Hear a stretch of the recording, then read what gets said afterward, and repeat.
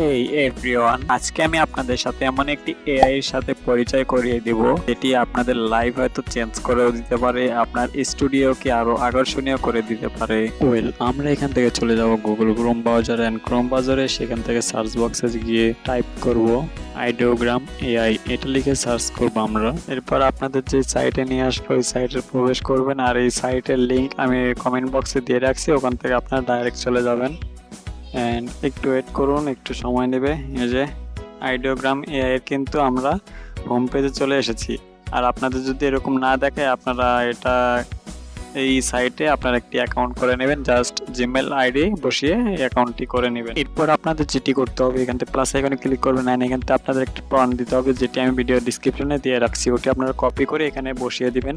তার আগে একটি কথা, এখান থেকে আপনারা দেখতে পাচ্ছেন নেম অপশন, ইওর নেম, এখানে ক্লিক করে আপনারা আপনাদের নেমটি দিয়ে দিবেন।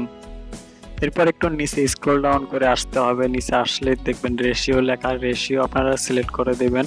আমি 16.9 এটি সিলেক্ট করছি। এটি সিলেক্ট করার পরে আপনারা উপরে দেখুন জেনারেট অপশন, এই জেনারেটে ক্লিক করে দেবেন। এখান থেকে জেনারেটে ক্লিক করার পর আপনাদের একটু লোডিং নেবে, এখানে একটি পেজে নিয়ে আসবে আপনাদের,